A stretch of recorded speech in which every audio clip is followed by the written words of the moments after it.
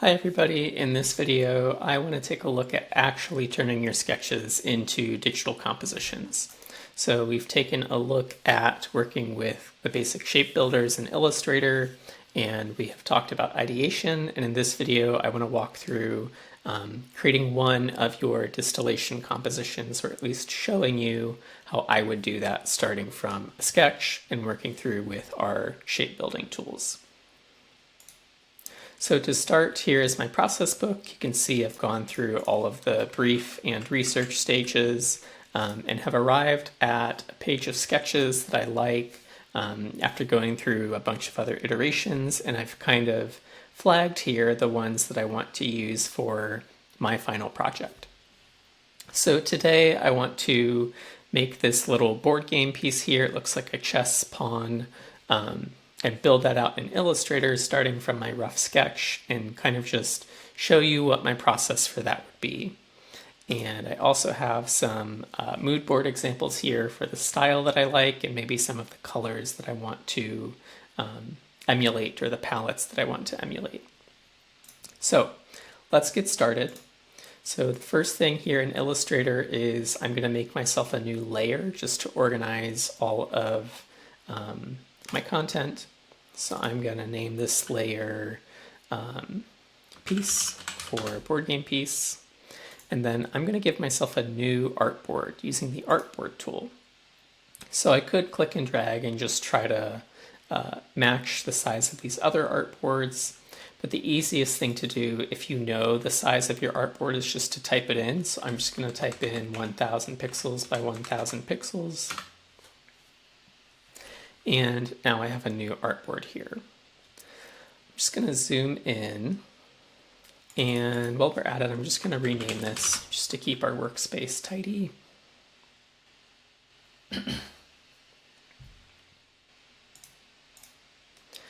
Okay, so the next thing I want to do here to get started is to actually pull in my sketch into Illustrator so that I have that reference to work off of.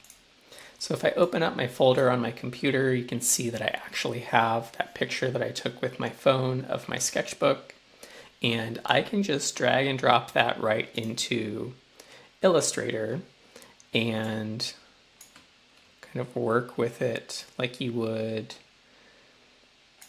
your traditional image editing tools. So I just needed to rotate that around a little bit. So now that my sketch is in here, I just want to zoom in on the part that I want to be working with. So I'm going to click crop image,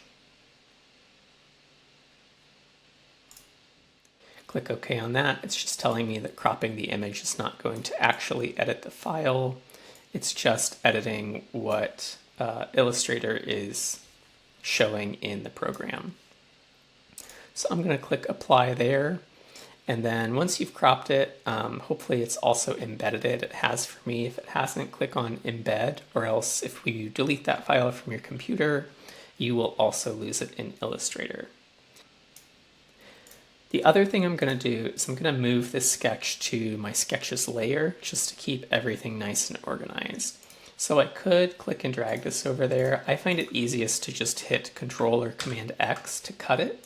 Select my sketches layer and then paste that. So now when I toggle the viewing option, it hides or shows all my sketches, which is handy. So I'm just going to place this on my artboard, and then I'm going to turn down the opacity quite a bit just so that it's kind of hiding in the background while I work. So the next step here is to start roughing in some of these shapes. And I would do that the same way that you learn to sketch or learn to draw in your drawing courses when you're looking at still lifes and thinking about how do I actually construct this object. So to start here, I'm going to look at the base of this piece, and I'm going to grab my ellipse tool. So the shortcut for that is L. It's also hiding over here under the rectangle tool. And I'm just going to start by making a base for my piece. I always recommend that you work in black and white first before jumping into color, because color can be very distracting and it captures a lot of our attention, and so it can be hard to actually think about the values of the drawing that you're making, or to think about if the objects are recognizable or if there is enough contrast. Okay, so I have that bottom part. I'm actually going to switch using Shift X to just view the stroke of it, because I want to think about this object in 3 dimensions. So I'm holding Alt, and I'm going to drag that up to make a copy of it. And I am thinking about this piece as kind of a cone or a cylinder. So I am actually going to shrink that top part. I'll zoom in here so you can see. And I'm thinking about this as sort of the top of the base of this piece. So now I know if I connect these lines, I will have this core cone shape that I'm looking for. And there's a few different ways we could do that.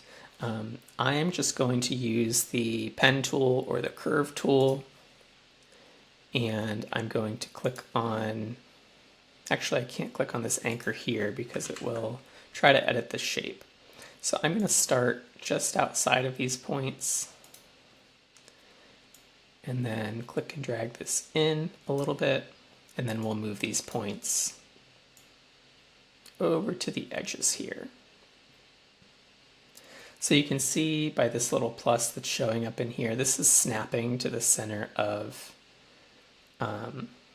this shape. And if we needed to, we could draw guides, but this is going to work just fine. And then I'm going to hit Escape here. And instead of trying to do that again, I'm just going to hold Alt, click and drag to copy that line. I think Option is the shortcut on Mac. And then over here, I'm going to use the Flip Horizontally tool or option, and that flips that line over. And so now we know we have a perfect copy of that, even though that is not perfectly lining up with our oval. So let's take a look at why that's happening and what we can do with that. So I'm just going to stretch out our oval a little bit so that it matches that, because I want these to be symmetrical. And in fact, I'm just going to go ahead and throw in some guides here so that I know we're working with the center of both parts of this. So if you don't have your rulers on, you can use Control or Command R. And then I'm going to click and drag down here. Oops, and if you don't have them visible, you can hit Control and then the semicolon key, or you can go to View, make sure Smart Guides is turned on, and then you can make sure that you are showing your guides. I want these unlocked because I want to be able to click and drag this, so that one's centered. I'm going to give myself a center for this up top. I'm going to make sure this is aligned to that down below. An easy way to do that is to select both. I'm going to click on the thing I want to align it to, and then click Center over here. And I'm just going to do the same thing down here to find my center. Make sure everything is lining up. In fact, I'm going to redo that line. So as you can see, it wasn't on the center, and that might be part of our problem here. So I'll switch to my curve tool. I'll bring that curve down to there. We are already on the center up here. So I'll hit Escape. Oops, still on my curve tool. I'm going to select that line.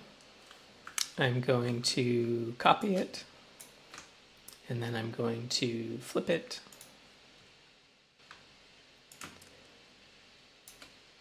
And then make sure it's lined up over here.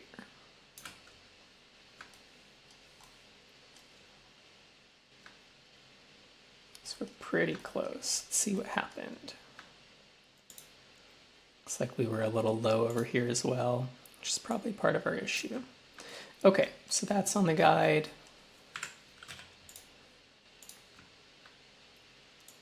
This is now on our guide. And now we get to do the fun part. Because now you can see we have this sort of three-dimensional shape here. Now you can see we have this sort of three-dimensional shape here, and we can actually use this to build our shape out. So I'm going to open up my layers. I'm going to lock our sketch layer just so we're not clicking on that. And then I'm going to select all of these pieces. We can have, okay, so now we have our piece drawn kind of in 3 dimensions. And actually, now that I have these selected, I can see that I have put these on the wrong layer. So over here, I have this box showing me that these are on the sketch layer. We don't want that. We want to be working on the piece layer. So I'm going to hit Control X to cut. I'm going to select my pieces layer, and then I'm going to use Control Shift V, or you can go to Paste, Paste in Place to paste those back directly where they were. And then I'm just going to lock our sketches layer so we don't make that mistake again. Okay, now we get to do the fun part. I'm going to select all these lines that we've drawn, and then I'm going to open up our Shape Builder tool. And you can see when I hover over these now, I get this pattern where the tool is telling me sort of the different segments of this that it sees. I'm just going to click and hold and drag all the way through all of these, and it's going to combine these into one single shape.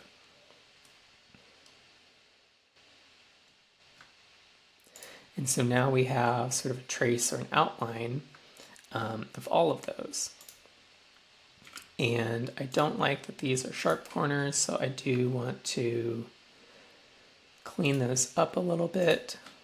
So I'm just selecting both of those points.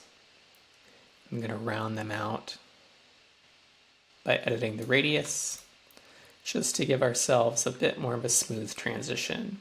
And I may decide to smooth that out even more later.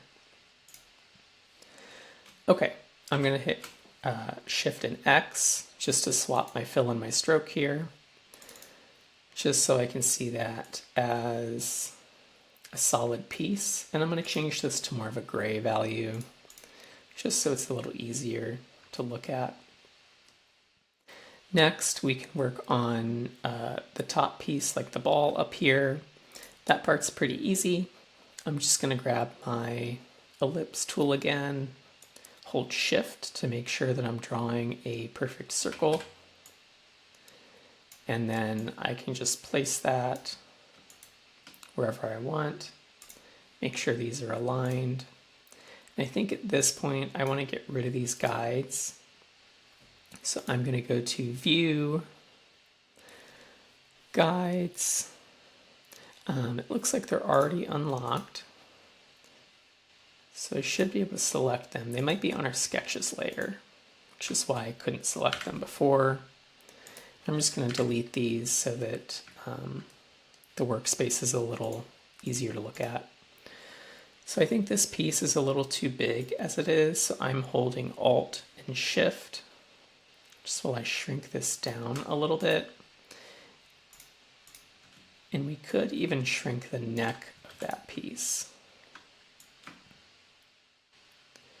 But that is looking a little bit better to me. Something like that.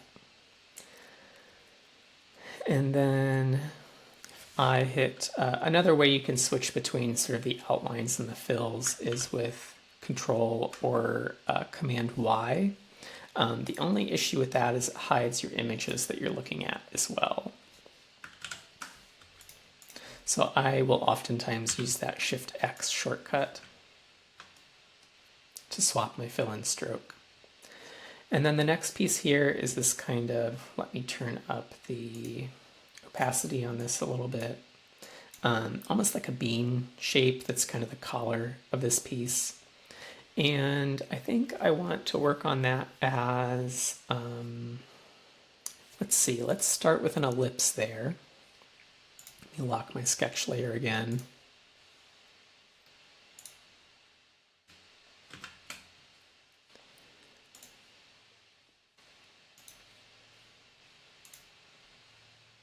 There we go. Now we're on the pieces layer. I think I'm going to start with an ellipse here and just start to draw that collar shape.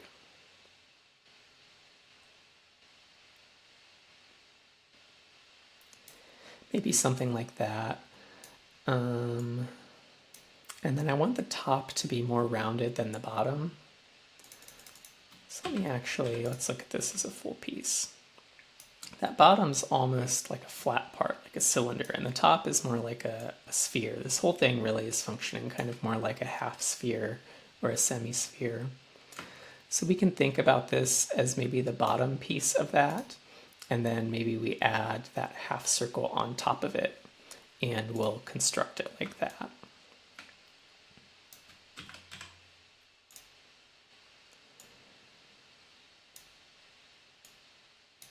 So I'm just lining that up there, and then we'll look at how tall we want it to be. That looks pretty good to me. And then can you just grab our shape builder tool again, turn those into one piece, and then I will delete that leftover piece.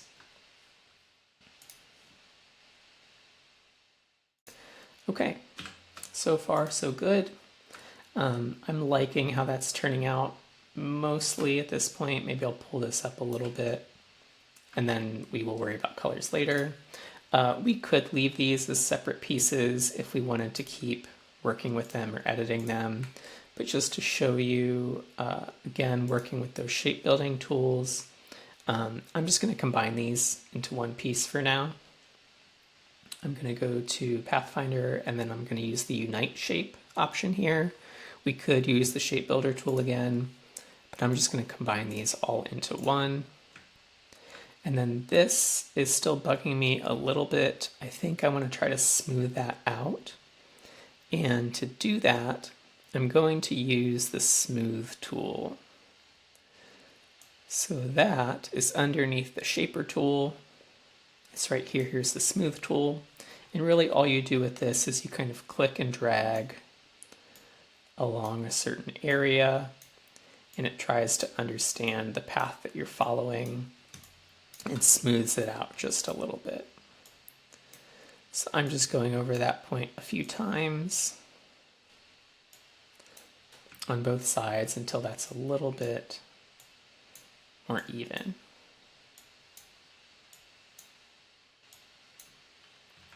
Okay, that's a little bit better.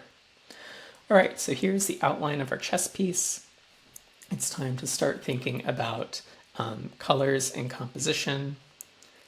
So I'm going to go ahead and hide my sketches now. And looking at the other colors we've used so far in the palette, I think I want to go for like a darker blue in this one. We have this light blue here. I think I want to work with this on more of like a navy blue color palette. So I've just selected my piece. I'm going to select fill and stroke. I like to work with the hue, saturation, brightness options here, each individually, because it's just the way that my brain thinks about colors. So I can think about the hue first, which is just like the name of the color. Drag that down to the blues. Saturation, this is how much of that color we want. This is the main object, so I want it to be pretty saturated. And then the brightness, I think we want this to be a little bit darker. Maybe I just want to pull out a little bit of that saturation. And you can do all of this, you know, from just the spectrum here, but I find that working with those traits of the color individually just helps me think about it. So I'm going to click OK there, and that is very blue. A little trick here when working with monochromatic, oops, looks like I still have a gray stroke. So I'm just going to hit X to swap to the stroke here and click None. A trick with working with colors, especially with analogous or monochromatic color palettes, is to just work with those hue, saturation, and brightness values.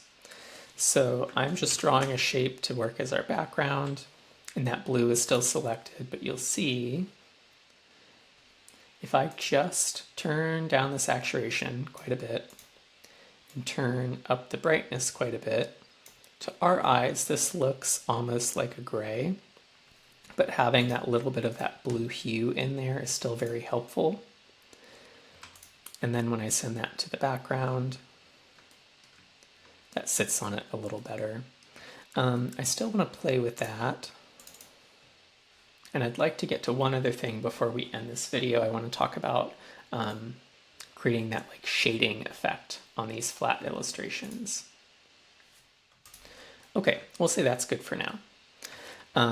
The last thing I want to do is to draw a sort of shadow on part of this piece to give it some dimensionality, even though we are creating these flat illustrations.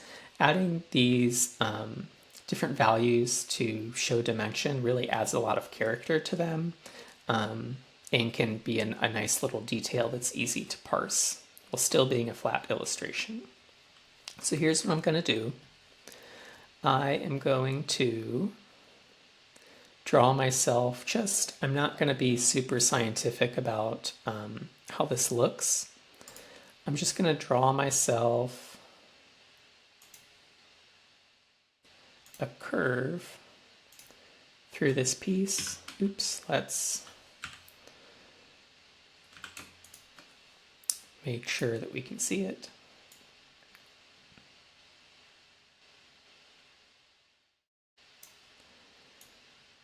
And this may warrant using the pen tool instead of the curve tool. Changing the color to white here so we can see it a little bit easier, and then I will increase the stroke as well.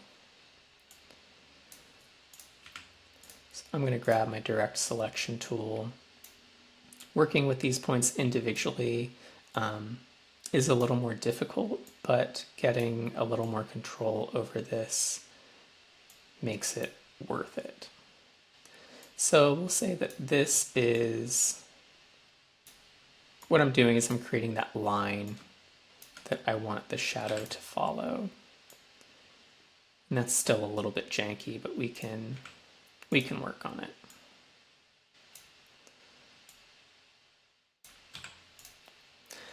Okay, and then if I go ahead and select both of these. In fact, I think I might need to make a copy of this to do it that way. We'll do this. Okay, so I've drawn this line through the shape where I want to add some shading. I'm going to join the two ends of this point, and you'll see why in a second. So I'm grabbing my direct selection tool, clicking on both ends, and then I can go to let's see, object, path, join. The shortcut is Control-J, just to finish off this shape.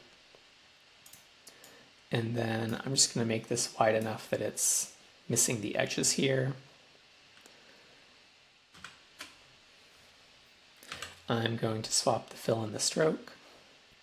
And then we are going to create a clipping mask that clips this top object to the outline of what's below it. So to create a clipping mask and to do what we want to do here, I'm first going to make a copy of this shape. So I'm just going to copy, and then I'm going to paste it in front. So now you'll see I have two chess pieces here. I'm going to select one of those copies, and I'm going to select this area that I want to create a clipping mask for. Go to Object, Clipping Mask, and Make. And now you'll see when I move this, I just have that area of the piece. And you might still be saying, okay, Nick, why are you doing that? Because that's going to be the area where we have that shadow. So if I come in here and I select that part of the chess piece, so I've just double clicked on that clipping group to get inside of it. I'm going to come over here to my brightness slider. I'm going to make this a little bit darker. I'm going to make it a little bit more saturated so you can see the different values that we have for that color here. And now, when I come out of that group, you can see we have a little bit of shading here. So I still want to edit that just a little bit. Oops, let's go into that clipping group. I just want to edit that shape we drew to give ourselves a little bit more visibility on that shadow.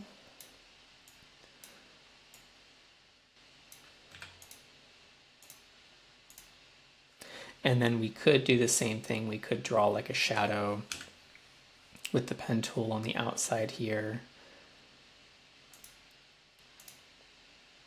just off the page.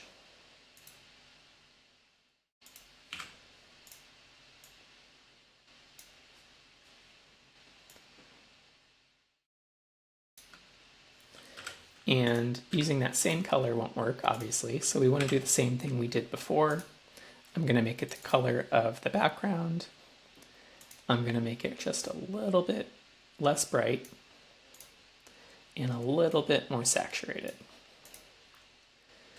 And then I'm going to use Control and the back bracket to change where this is sitting in the layers.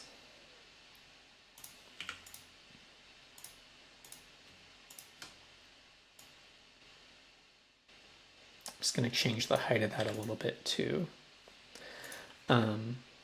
Okay, so I could, just grab these points and pull them in. I'm going to do that same thing I did before and just mask off this outside part of that shadow. So I'm going to draw that, select both, right click and go to Make Clipping Mask, and then I have to edit where that's sitting again. And that's how I would draw that chess piece.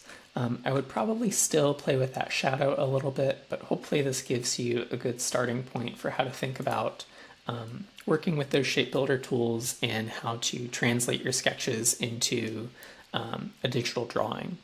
So we talked about how to import our sketch into Illustrator, how to organize them in layers a little bit, how to translate our sketch into basic shapes and combining those shapes. And then we also talked about this technique of flat shading in Illustrator. Okay, I hope that helps you get started, and I will see you next time.